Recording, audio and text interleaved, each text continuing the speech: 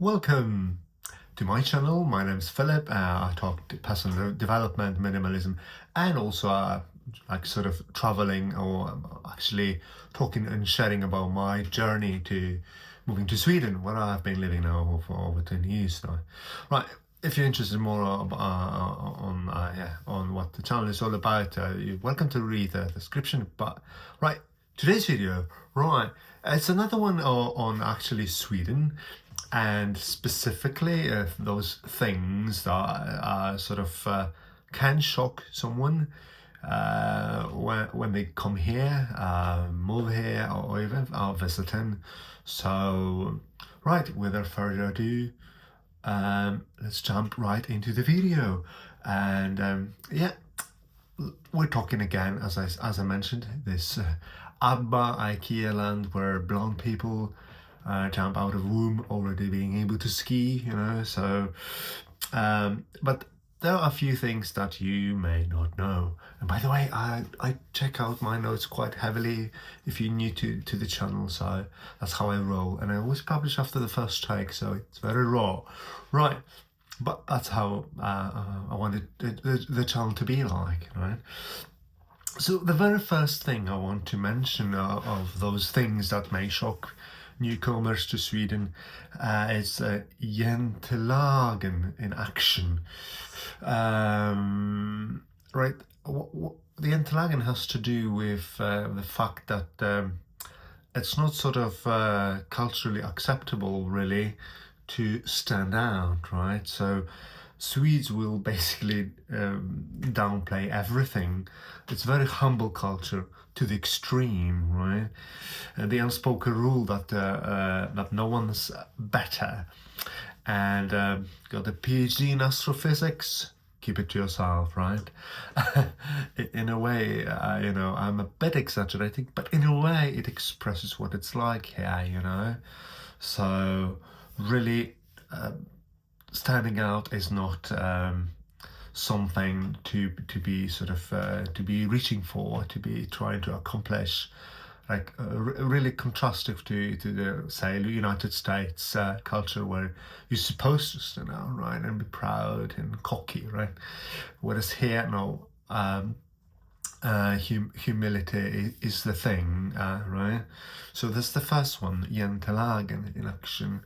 You will notice it definitely. So number two, the silence. Kidding, I won't be silent. But you see, it also plays it's an indelible part of the culture itself. Like, for instance, if you're on a bus, you can actually hear a pin and a needle drop to the floor, because no one is really talking and small talk. What's that, right? In a way, eye contact feels illegal, right?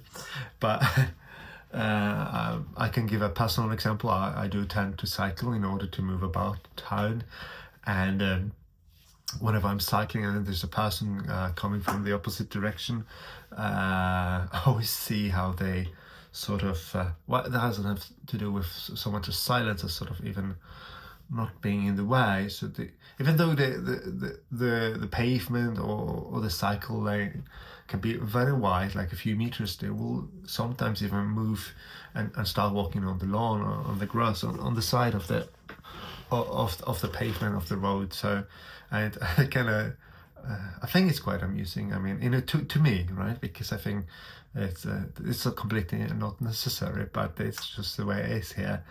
But it has to do less with actually silence. But it's just, this point made me think of my personal experience while cycling, right?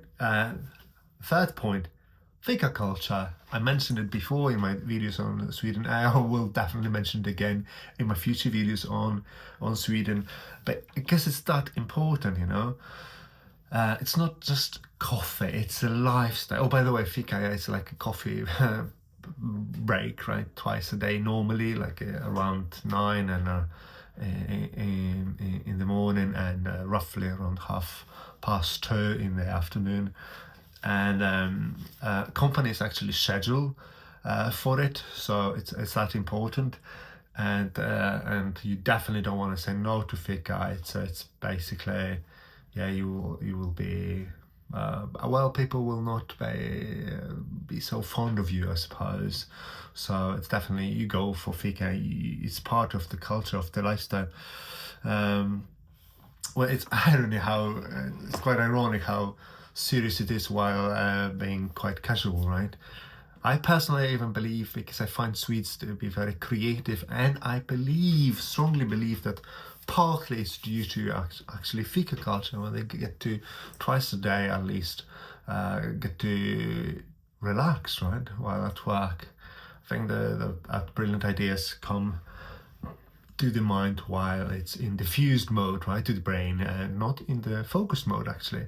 The novel, truly creative ideas. So, but that's about sort of content for another video, perhaps on creativity and brain functions and so on.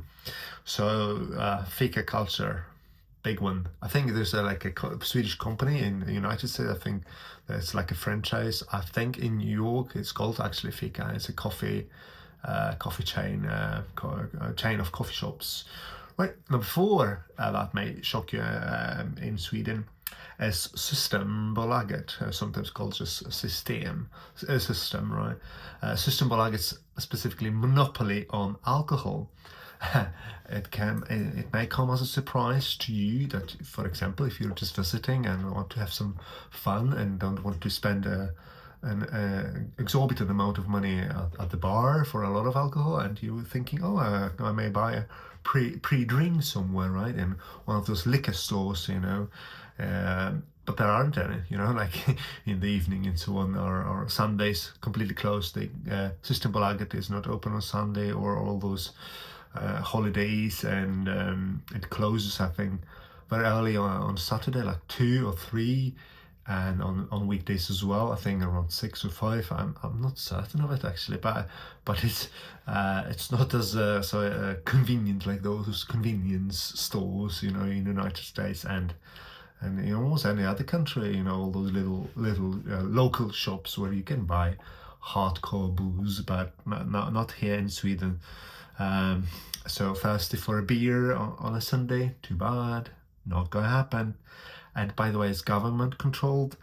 Right, and the prices will definitely make you rethink your drinking habit as well. So in general in Sweden, quite shocking. And I kind of like it, me not being so overly fond of alcohol. I mean, I am originally from Poland, so I have my vice for being vodka, but yeah, it's under control, right? 5, another aspect of Swedish culture that I mentioned before, might have, I suppose, and I will definitely mention it again. It's lagom, right? And that's the art of balance. You can even see it if you're interested in like interior design, for example. People talk about this Scandinavian clean design, right? Because it's very minimalistic. It's actually due to lagom, right? And you see it in everyday behavior as well, right? And there's the Swedish expression lagom är bäst, that not too much, not too little. It's the best. So it's definitely not a country of extremities in any situation. It goes back to this jantelagen, right? You're not supposed to stand out, but also lagom, when it's like sort of balanced, and you're not supposed to be extreme in any way, right? Funnily enough, where I live in, like almost everybody has a white car. But it's like sort of unrelated little thing, but I believe may have to do with lagom, maybe, and jantelagen, right? Not standing out and being sort of, balanced. And there's plenty of examples on lagom, right? I think the silence thing on the bus may be related to that as well, right? So nobody's really shouting or behaving loudly. So the 6th thing that may shock you when you come to Sweden, when I definitely recommend coming here, or even moving. In one of my videos I actually recommend or I'm actually surprised that not everybody is considering moving here. Right, but anyway, personal space is sacred, right? Sacred, sorry. Oh, I'm mispronouncing words now. So again, I can give a bus as an example. So definitely, if the bus is not entirely full, don't even considering sitting next to someone else, right? If there's another spot, I mean, if there's 2 seats that are empty, you should go for it fast, or even considering standing instead. So it's that important.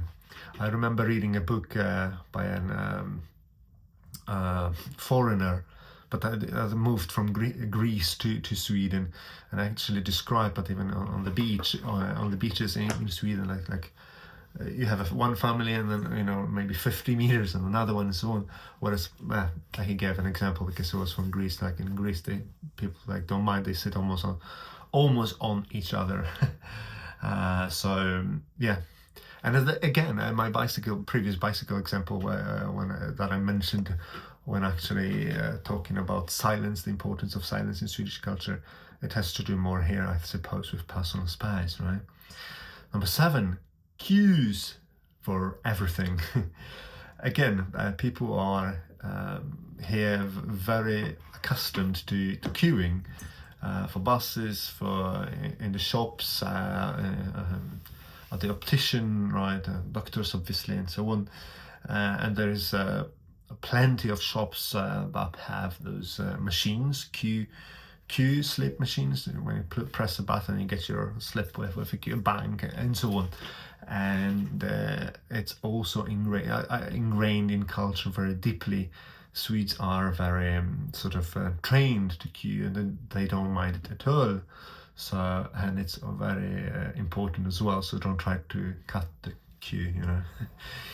You may disappear. Then no, it will be fine. But I mean, not really fine. People will be annoyed with you. So start exercising how to queue in order. In an orderly fashion, I suppose, before coming here.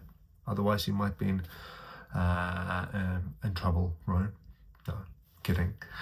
Or am I don't know, maybe partly, right? Number 8, the love for taco. That surprised me, actually. And there's even this expression, Taco Friday, because basically half of the country and all the people that have children have tacos on Friday, right? I'm not sure when it started. I think in the 80s or so. But anyway, yeah, everybody eats that. I've got a neighbor, and he says that they haven't missed taco on Friday ever since, as long as he remembers. And he's got 2 children, and so it's like a dogmatic ritual. There's even taco bars, so in the city, very popular. I don't know how genuine it is when compared to genuine, Mexican cuisine, but I suppose quite close. But I bet Swedes have their own spin. But again, taco for Friday, almost a religiously followed sort of habit or tradition. So yeah. The next one, Swedes' love for bureaucracy, right? Going to read about my cheat sheet. Want to move to Sweden? Hope you enjoy paperwork, because you'll need a pass number before you can even breathe, right? I'm being serious, honestly. Everything requires a number: personal number, samordnings number, bank ID. No number, no life, right? Opening a bank account requires a personal identity number. Getting a personal identity number requires a bank account. Good luck breaking that loop, It's almost almost true, I suppose. Actually, it's true, right? So anyway, it's a challenge there. Booking a doctor's appointment, prepare to queue digitally, then physically, then maybe see a doctor, right? Swedes will follow rules religiously. And the irony here, Sweden is one of the most digitalized countries, and I really appreciate it. It's brilliant, very convenient. But somehow you still need to make physical forms sometimes, right? And this is a bit surprising still, I think. I get still surprised by that. Right, and 10th, the last thing that I find may shock you when you come to Sweden. Maybe not as much, but I mean, because it's a topic that that in most cultures that I'm aware of is this first topic that people use when resorting to small talk. Remember, Swedes don't really do small talk, but if they do happen to go for small talk, it's you know, can you guess it? The weather. Swedes are almost experts on the weather. Really, like people talk like obsessively about it sometimes. It's cold, it's dark, you know, it's cold and dark again, and yet we talk about it every single day. So, and the first thing Swedes can mention in small talk is the weather. And then, you know, like summer, well, it's hot, like in Spain, it's 21 degrees, right? And winter, it's not that bad, but it's like -20 and your eyelashes are frozen, right? And funnily enough, sun in winter, right? If it's like for 5-10 minutes, people will actually stop working and like office work and so on, and will go outside to just to face the sun and get their dose of vitamin D. It's, you know, it's really cherished because yeah, it can get pretty dark. I mentioned it, I think, in my video on 5 harsh truths about Sweden. Very dark winters. Yeah. Yeah, weather apps are treated like holy scriptures. So there you have it. I'm sorry, I really ruined the video at the end, I feel. But if you're still here, so obviously you've subscribed, right? Just joking, I always finish my videos like that. But consider subscribing if you believe that this sort of content is to your liking. And yeah, comment and like if you like the video, please. And thank you so much for your precious time, the most precious of commodities actually. So hopefully I'll talk to you soon, right? Bye.